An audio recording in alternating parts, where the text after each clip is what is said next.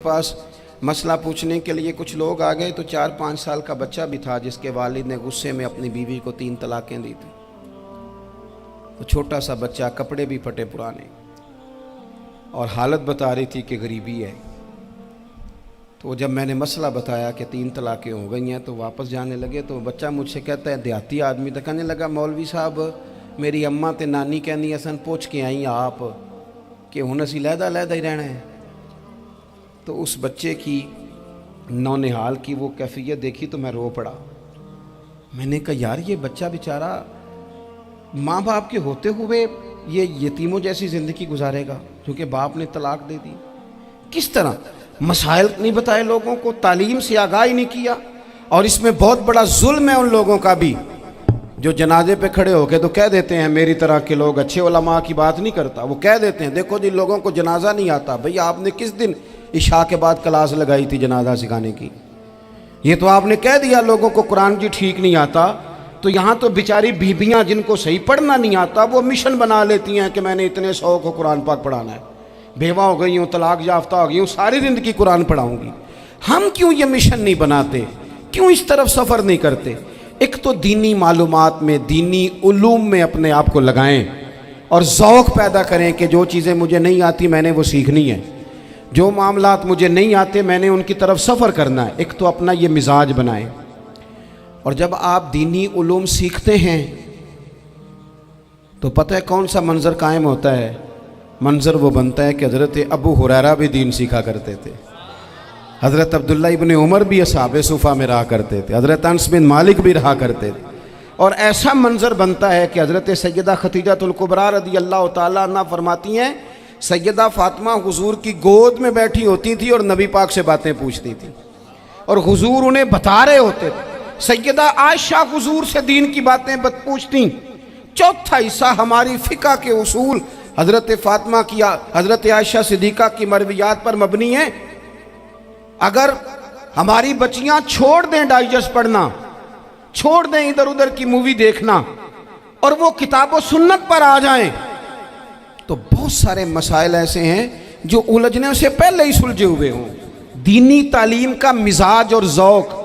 और दूसरी आयत करीमा मैंने तिलावत की, अल्लाह करीम ने कुरान मजीद में फरमाया, या अय्युहल्लज़ीना आमनू कू अनफुसकुम व अहलीकुम नारा, ऐ ईमान वालों खुद भी दोज़ख की आग से बचो और अपने घर वालों को भी बचाओ। ओ वालिद, वो माँ जो बच्चों को भूख से बचाने के लिए मेहनत करती है, उनको मायूसी से बहुत सारे माँ बाप ऐसे होते हैं जिनके पास कपड़े लेने के पैसे नहीं होते ईद पे। क्यों? अजान शुरू होगी जी, अजान सुने जी। अजीज़ भाई, जिस तरह हम अपने बच्चों को देखें, बहुत सारे माँ बाप के पास गुंजाइश नहीं होती, लेकिन इस नीयत से कि बच्चों के दिल टूट जाएंगे, ईद पे कैसे गुजारा करेंगे, मुश्किल से भी कपड़े ख़रीद के देते। इस तरह हम अपने बच्चों को भूख से, प्यास से, मायूसी से बचाते हैं। इस तरह हमारे रब ने हमारे ज़िम्मे लगाया है कि तुम अपने बच्चों को कोशिश करो दोज़ख की आग से बचाने की। हज़रत उमर फ़ारूक रज़ी अल्लाह तआला अन्हु ने अर्ज़ किया था, या रसूल अल्लाह सल्लल्लाहु तआला अलैहि वसल्लम, इस आया करीमा का माना क्या है? तो महबूब करीम अलैहिस्सलाम ने फरमाया, उमर, जिन चीज़ों का अल्लाह तुम्हें हुक्म देता है तुम अपने घर वालों को उन चीज़ों का हुक्म दो।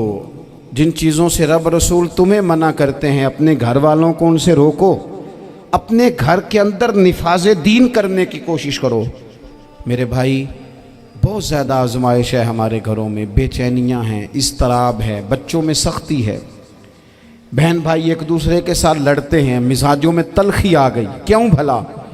इसलिए कि माँ बाप को जो बेहतरीन किरदार और जो हसीन तरीका घर में अपनाना चाहिए था, बच्चे तकरीर बाहर से सुनते हैं लेकिन वो फॉलो अपने माँ बाप को करते हैं। अगर माँ बाप में हौसला हो, सब्र हो, इत्मीनान हो, खुददारी हो, थोड़े पर गुजारा करने का मिजाज हो।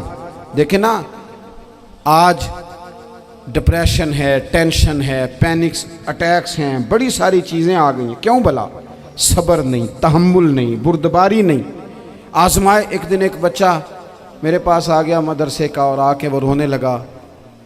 میرے گھر والے کہنے لگے کھانا چھوڑ دیں، پہلے اس کی بات سن لے۔ میں نے کہا پتر کیا ہوا، کسی نے مارا ہے کسی استاد نے؟ کہنے لگے نہیں حضرت، گھر فون کیا تھا تو میری اماں اور ابا کی لڑائی ہو رہی ہے۔ بچہ کانپ رہا ہے، ٹانگیں کانپ رہی ہیں۔ میں نے کہا کیا ہو کیا گیا تمہیں پتر، لڑائی ہو رہی ہے تو گھروں میں ہو ہی جاتی ہے۔ کہنے لگے نہیں آپ کو پتہ نہیں، وہ بڑا سخت لڑتے ہیں۔ میرے والد جب میری والدہ کو مارنے کے لیے آگے بڑھتے ہیں تو ہم سارے چارپائیوں کے نیچے چھپ جاتے ہیں، ہمیں خوف آتا ہے، وہ منظر خطرناک ہوتا ہے۔ یہ کون تکلیف دے رہا ہے اپنے بچوں کو؟ یہاں بیٹھے ہمارے ہاں میلوں دور رہتے تھے اس کے گھر والے، تو وہ تکلیف میں تھا، تو گھر میں کیا کیفیت ہوگی؟ اگر حوصلہ ہو، صبر ہو، قناعت ہو، اللہ کے دیے ہوئے تھوڑے رزق پر ہمیں راضی رہنا آتا ہو، ہمارے گھروں میں سکون آئے، اطمینان آئے، ہم جو زندگی بڑی خوشی خوشی گزار سکتے ہیں۔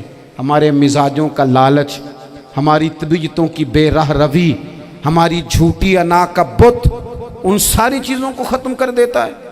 اپنی زندگی کے اندر اگر ہم وہ کردار اپنے بچوں کو دیں، جس کردار میں موبائل بھی ہو، جس میں گاڑی بھی ہو، جس میں پیسے بھی لا کے ابا دراز میں رکھتا ہو، لیکن والد کا گھر میں مصلی بھی موجود ہو، اس کی کوئی تسبیح بھی ہو، وہ یہ بھی کہتا ہو کہ خدا نے اپنے فضل سے آج 5,000 دیا ہے تو اس میں 1,000 غریبوں کا بھی ہے، اس میں تھوڑا سا میں نے اللہ کی رضا کے لیے بھی رکھا ہے۔ اگر کوئی مشکل آ جائے تو وہ باپ اور ماں کو صبر کرتا ہوا دیکھتے ہوں، اگر ایک باپ بات کرے تو دوسرا برداشت کرتا ہو۔ خدا را اپنی اولادوں کو اس اذیت کا شکار نہ کرو۔ اپنے گھروں کے اندر وہ خودداری، وہ پیار، وہ وقار، وہ محبت، وہ انداز۔ آپ تھکے ہوئے ہیں کوئی شک نہیں، آپ بہت سارے مسائل کا باہر شکار ہوں گے کوئی شک نہیں، لیکن آپ باہر سے تھک کے آئے ہیں، اور اگر آپ باہر اپنی فیکٹری کے مالک ہیں اور دفتر کے بڑے ہیں تو گھر میں بھی تو آپ بڑے ہیں نا۔ آپ کی ماں بھی تو انتظار کر رہی ہے، اس نے بھی تو دکھڑا سنانا ہے نا آپ کو۔ آپ یہ دیکھیے کہ آپ کے بچے بھی تو انتظار کر رہے ہیں، وہ چاہتے ہیں کہ ابا آ کے بیٹھیں تو ہم ان کے سینے پہ چڑھ کے تھوڑا کھیلیں۔ آپ کی اہلیہ منتظر ہیں، کچھ باتیں بیوی کسی اور سے نہیں کہہ سکتی، صرف اپنے شوہر سے کہتی ہے، لیکن وہ تو آتے ہی جلال میں آ گئے صاحب، وہ کہنے لگے تو بڑی نالائق ہے، میں تھکا ماندہ آیا ہوں اور تو نے مجھے کہانی سنا دی ہے۔ وہ اس خاتون سے شدت کے ساتھ پیش آنے لگے۔ میرے رسول پاک کی حیات نور کو دیکھو، حضرت ام ایمن حضور کی رضائی والدہ ہیں، ان کی بھی خدمت ہو رہی ہے، حضرت حلیمہ سعدیہ آ رہی ہیں تو خدمت ہو رہی ہے، حضرت عباس حضور کے چچا ہیں تو کریم فرماتے ہیں میرے چچا ہیں باپ کی جگہ پہ۔ حضور دوست احباب صحابہ غلاموں سب کے ساتھ پیار کر رہے ہیں، 9 ازواج مطہرات ہیں گھر کے اندر، اور کیفیت یہ ہے کہ حضور صرف ان کی ضرورتوں کا ہی خیال نہیں کرتے، خواہشات کا ہی خیال نہیں کرتے، بلکہ میرے کریم کا طریقہ یہ ہے کہ کوئی بندہ آج بول کیا رہا ہے، وہ کہاں کھڑا ہے آج، اس کے جملے کس طرح کے ہیں، اس کا لہجہ کس طرح کا ہو گیا ہے اور اسے ٹھیک کیسے کرنا ہے، محبوب اس کا خیال فرماتے، توجہ کرتے۔ میں کہتا ہوں کہ ہم سب کو شوق آیا ہے آرام کرنے کا۔ میں صبح 11 بجے سے پہلے اپنے گھر سے نکل آیا تھا، اور یہ وقت آ گیا ہے اور رات کو خدا جانے کس وقت گھر پہنچنا ہے۔ کئی دفعہ کیفیت یہ ہوتی ہے کہ گاڑی سے اترتے ہیں تو پھر دل کرتا ہے کہ کوئی اٹھا کے چلائے نہ کبھی۔ اس کے باوجود بہت سارے لوگ ناراض رہتے ہیں کہ ہم سے مل کے نہیں گئے، فوٹو نہیں کھنچوا کے گئے، فلانی جگہ چائے نہیں پی کے گئے۔ یہ تسلسل ہے، لیکن میں جتنا مرضی تھکا ماندہ گھر جاؤں گا نا، کبھی ایسا نہیں ہوا کہ میں گھر جاؤں تو بڑی ٹینشن میں جاؤں۔ میری گھر والی ایک دن مجھ سے کہنے لگی آپ نے کبھی نہیں کہا کہ میں تھکا ہوا آیا، بندہ تھک بھی تو جاتا ہی ہے نا، کبھی کہاں کرے نا۔ میں نے اسے کہا پتہ کیوں نہیں کہتا، اس لیے نہیں کہتا کہ میں نہیں چاہتا کہ میرے بچے یہ کہیں کہ ہم نے دین نہیں پڑھنا، ہمارا باپ تو بڑی مشکل میں ہے۔ ہم اپنے کام کے بارے میں اپنے گھر میں شکوے کرتے ہیں۔ آپ کسی بچے سے پوچھ لیں کون سا کام کرنا ہے، کہنا جڑا ابا جی کر دے رہے وہ نہیں کرنا۔ کیوں کہ ابا جی ہر روز تو کہتے ہیں میں بڑا الجھ گیا ہوں، یہ کام بڑا مشکل ہے۔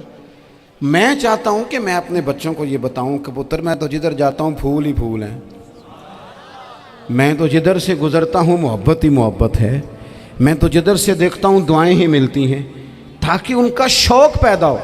میرے عزیز، آپ تھوڑا سا دل بڑا کریں۔ اگر آپ ایک کی وجہ سے پورا گھر سکون میں آ جاتا ہے تو آپ دل بڑا کیوں نہیں کرتے؟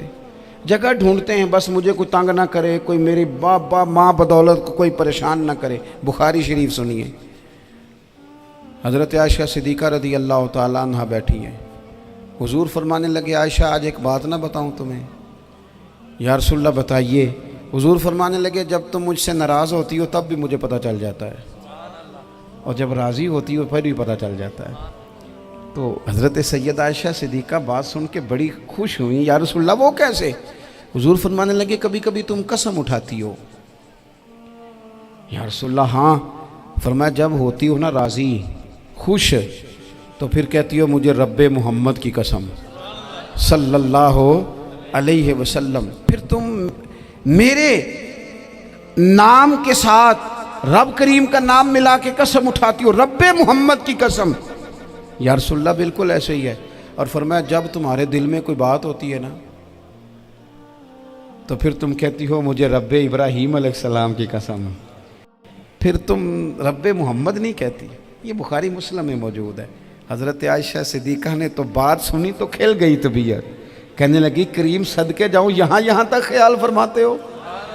کس کے جملے کہاں پہنچ گئے، یہاں تک خیال ہے؟ فرمایا مجھے پتہ چل جاتا ہے کہ تمہاری کیفیت کیا ہے، کہاں کھڑی ہو۔ اور بھئی ہم تو اپنی ماں کا بھی خیال نہیں رکھتے۔